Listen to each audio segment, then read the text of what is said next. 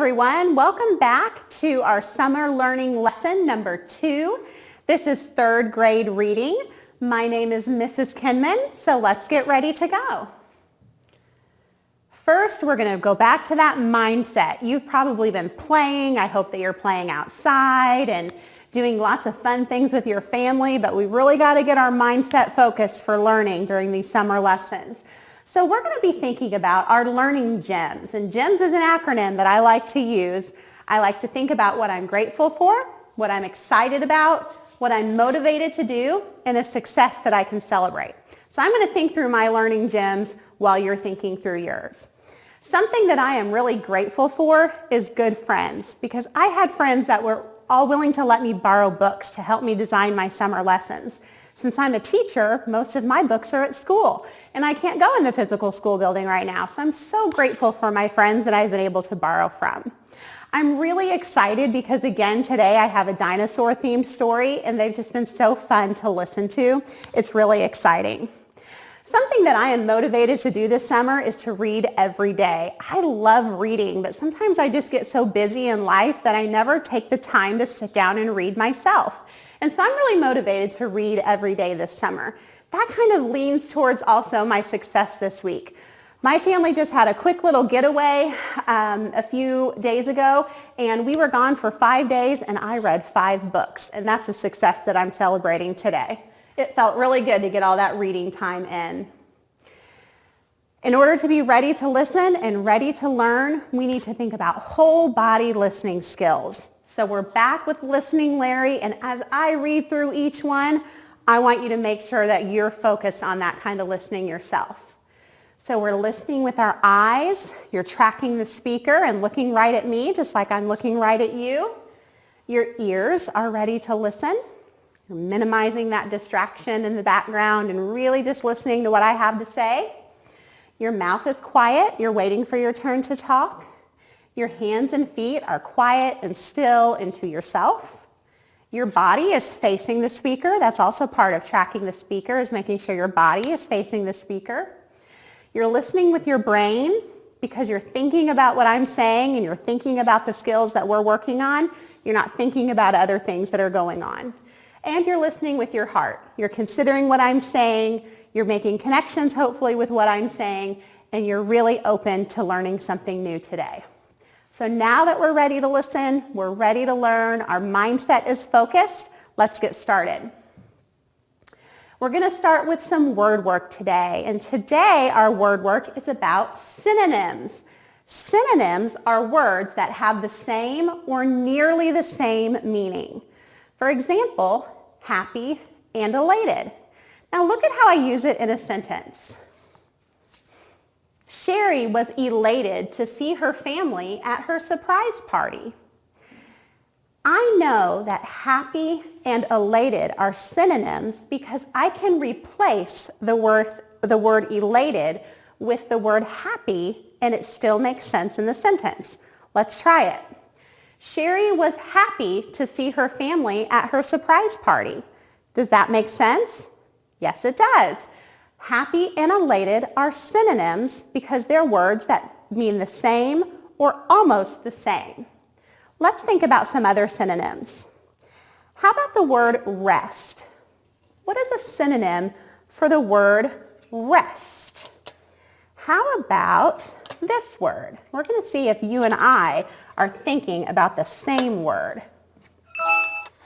The word that I thought of that is a synonym for rest is relax.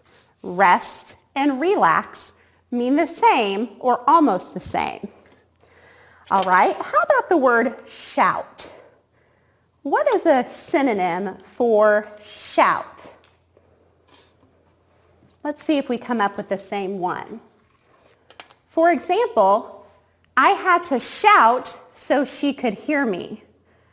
I could replace the word shout with yell. I had to yell so she could hear me. Those words mean the same or almost the same, so they are synonyms. Now we are going to try some on your own. I'm going to give you a word, and I want you to think about a word that is a synonym, a word that means the same or almost the same. And I want you to say it out loud. All right, are you ready? Let's try it. All right, exit. What's a synonym for the word exit?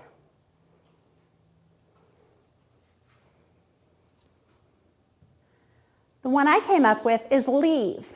Now, you might have had another word that works as a synonym. Synonyms are not set pairs that always go together. There are lots of words that can be synonyms, usually several words that can be synonyms. Maybe you came up with something similar that wasn't exactly this, and that's okay. This is just another one for you to consider. You're thinking about synonyms, and that is what is important. Let's try another one. Present. Now, this is the type of present like I gave her a present for her birthday. Can you think of a synonym for present?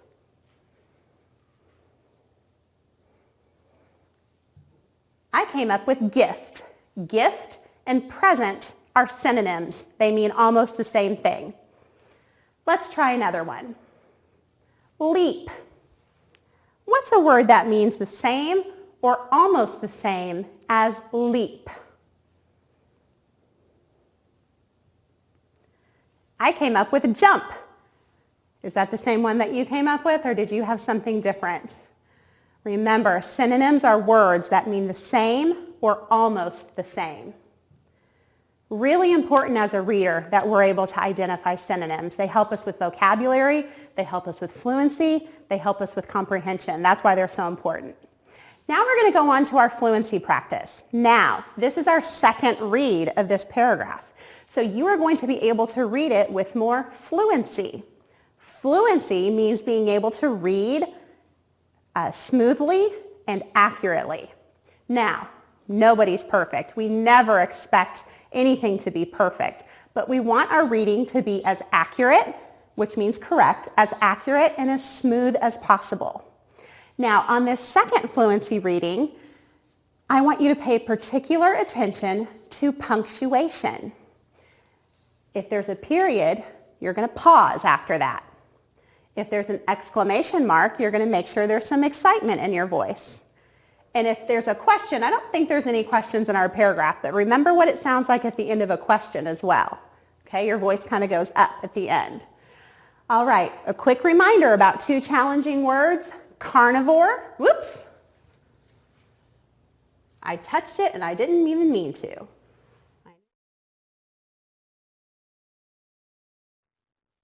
There we go. The word carnivore and also the word Allosaurus, okay? So let's see if you can read this with great fluency. Make sure you're sitting where you can see your screen. I'm going to read along with you. We're going to go a little faster than last time because remember now it's a familiar read. This is our second time reading it. Ready? Let's read. We went on a field trip. On the trip, we saw huge dinosaur bones. One of the skeletons was standing up. It was taller than my teacher. We learned that this type of dinosaur ate meat. It was a carnivore. The Allosaurus had long teeth. These big teeth helped it eat meat. It was a fantastic field trip. So how did you do? Were you able to read that fluently?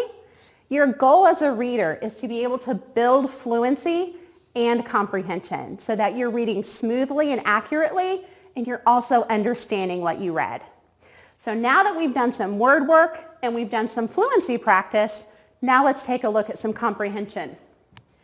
Now, last time we talked about these. Do you remember? We talked about character traits. Remember, we don't always just want to describe the outside of a character, but also think about their thoughts and their words, their feelings, their personality traits, how we would describe them based on how they are on the inside. And then remember, we had all these examples of character traits. This is just to refresh your memory about what we did last time. Today, we're going to be taking our comprehension skills one step further. I'm going to show you how in just a minute. Today's story is called Three Little Dinosaurs, okay? And remember, we always have a focus for listening. And here's what you're going to be thinking about. I want you to think about, again, just like last time, who are the main characters and how would we describe them? And remember, we're going to take our skill one step further. How do the characters' actions contribute to the plot? Now, do you remember that word plot? Remember, plot means the events in the story. That's all it is. When we think about plot, we think about beginning, middle, and end. So how do the characters' actions contribute or affect what's going on in the beginning, the middle, and end of the story? When we as readers think about this, it helps us to understand the story, and that helps us to be the best reader that we can be. As you're reading, you want to pay attention to your reading voices. Let's talk about those really quickly. Your reading voice is the voice that you hear when you're reading. Whether you're listening to someone else read or whether you're reading to yourself, that is your reading voice. Your thinking voice is all those thoughts that are going on in your head as you are reading or listening to a story. These two things need to happen at the same time. In fact, it's a little bit of a trick. Some people think that the best readers only use their reading voice all the time. But I'm here to tell you that the very best readers use both of these voices at the same time. Because if you just read and you read and you read and you never think about what you're reading, you're not going to be able to comprehend it very well. I know that from firsthand experience. When we read, we have to make connections and we have to think about what we're reading. That is how you are going to be the best reader that you can be. We want to eliminate that distracting voice. Your distracting voice might be a thought in your head about something totally unrelated. Your distracting voice might also be noise that's going on around you. Whether it's in your head or whether it's out in your environment somewhere, you want to minimize that distracting voice so you can really pay attention to your reading voice and your thinking voice. As you're listening to our story, your thinking voice is going to be focused on the characters, their character traits, and how those actions contribute to the plot. Okay, are you ready to listen? You're going to love this story.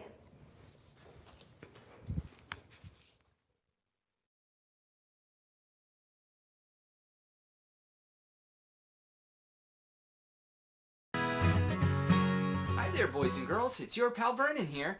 And the next story I'll be reading to you is a cute little story about three friends called The Three Little Dinosaurs. Here we go. Scratch, Lofty, and Sniff were the best of friends. There they are. They spent their days playing hide-and-seek in the forest or splashing in the lake. Sometimes they did cave paintings. Ooh, that's a pretty good one. But most of all, they liked to pretend to fly. Ooh, me too.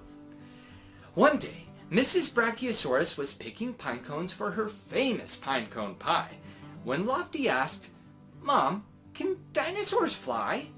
Mrs. Brachiosaurus thought for a moment. "My friend Pterodactyl can." "How?" asked Lofty, excitedly. "Well, he finds somewhere high up, then he spreads his wings and takes off," said Mrs. B. "I know a really high place," thought Lofty, and she rushed off to tell her friends.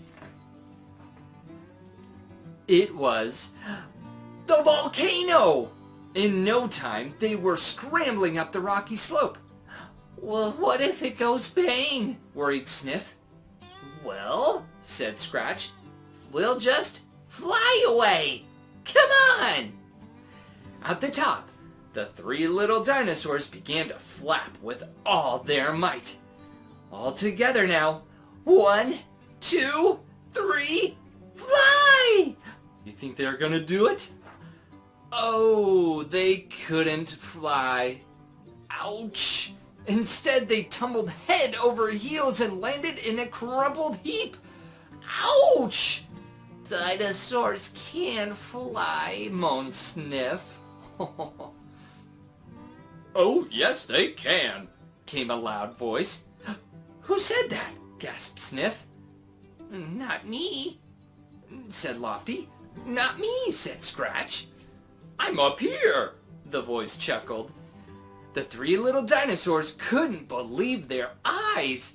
Above them, an enormous winged creature circled in the sky.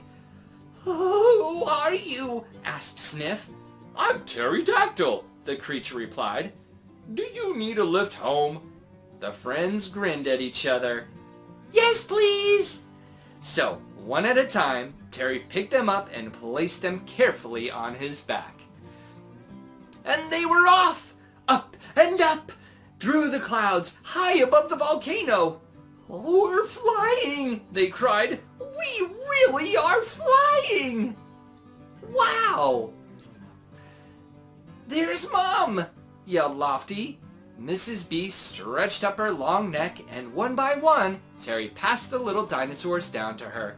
They slid down her neck, whee! Over the hump of her back, whoosh! And zip! Right off the end of her tail. Mrs. B thanked Terry for his kindness and gave him a large slice of pine cone pie. Yummy! That evening, three little dinosaurs munched on pinecone pie and watched Terry and his friends swoop and glide over the volcano. Then they went off to bed to dream of flying! The end. See you next time. Thanks for watching Storytime Pals. Don't forget to like.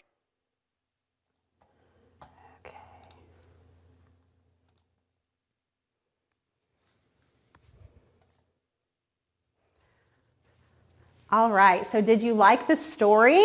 Were you thinking about those main characters and how you would describe them and how their actions contribute to the plot?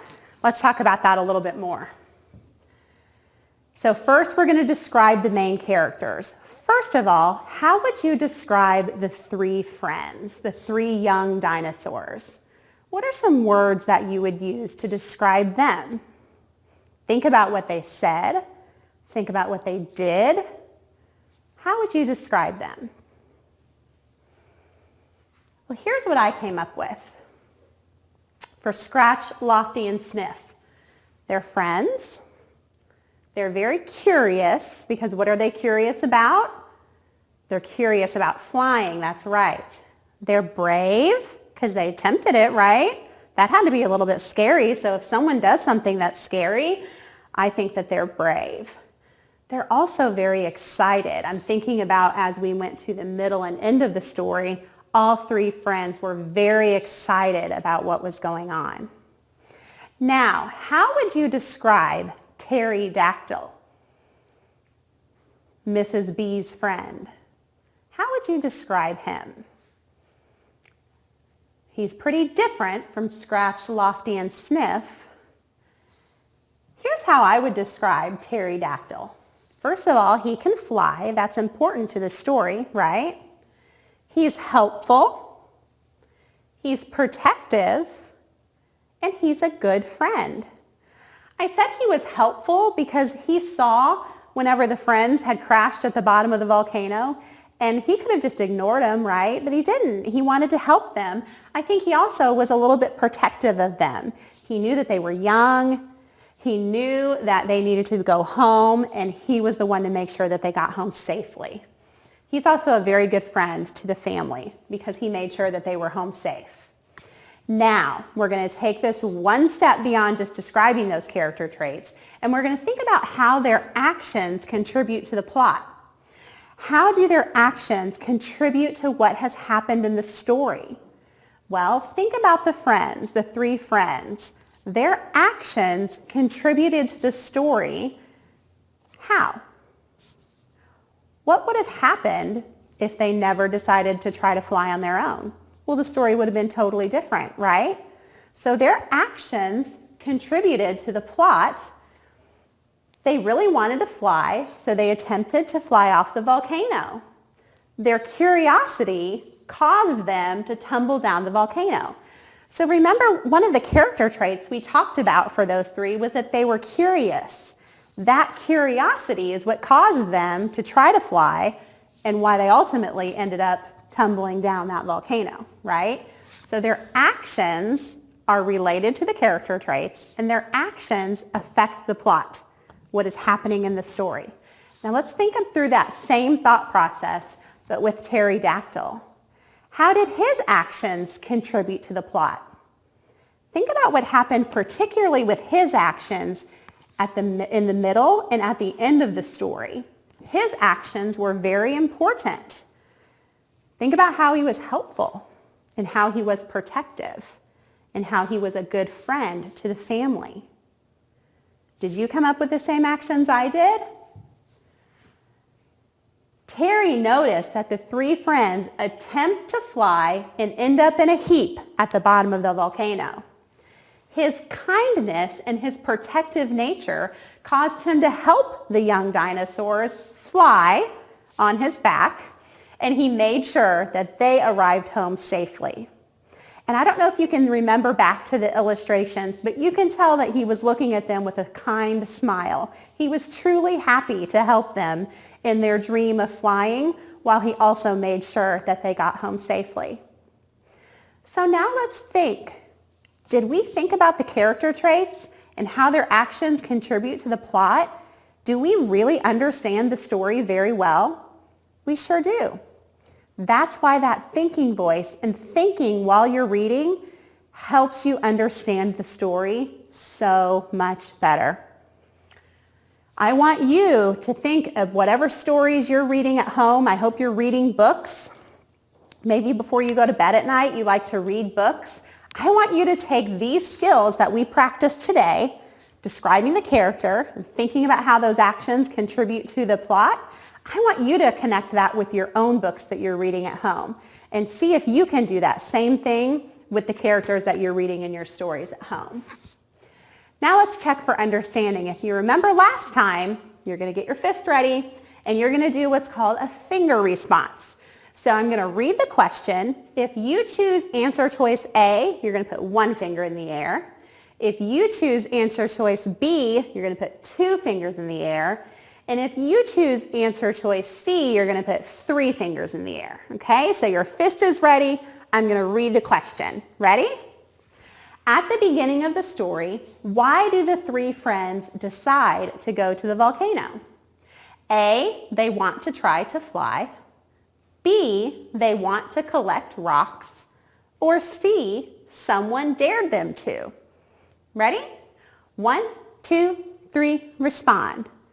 You should have one finger in the air because the answer choice is A. They want to try to fly. Let's do another one.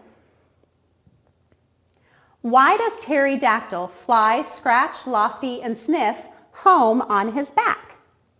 A, he doesn't know how to walk.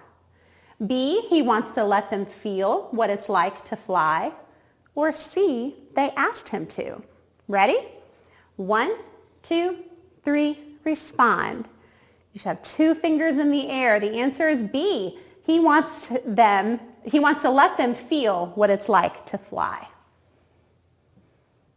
Last question. Ready? How do Mrs. B and the three friends show appreciation to pterodactyl for getting them home safely? A, money. B, water. C, pine cone pie. 1, 2, 3, respond. C, they were very appreciative. That was a character trait of Mrs. B. She was very thankful. She was appreciative. And she rewarded him or said thank you to him by giving him some pine cone pie. All right. Now you're going to be practicing this skill at home. Last time we talked about character traits, you read some sentences and you used your thinking voice to decide what character trait would fit in that sentence. Now you're going to kind of take it one step further and you're going to write about it. You're going to be making a connection to a friend of yours. You're going to take what you've learned about character traits and how you describe people, and you're going to apply it to someone in your real life, your friend. Identify 3 character traits about your best friend and explain how your friend demonstrates that trait. And then you can finish by drawing a picture. There's an example here. My best friend is so respectful. So the character trait is respectful. She is polite to everyone and never takes things that do not belong to her. She always listens when the teacher is talking. So there's a character trait, and then there's some actions that describe how that person is that character trait. And it's always fun to draw a picture of your best friend, right? So this is going to be your at-home practice after today's lesson. All right, thanks for working hard with me today. I will see you in the next lesson. Today's code word is friendship. I hope you have a great day. See you later. Bye.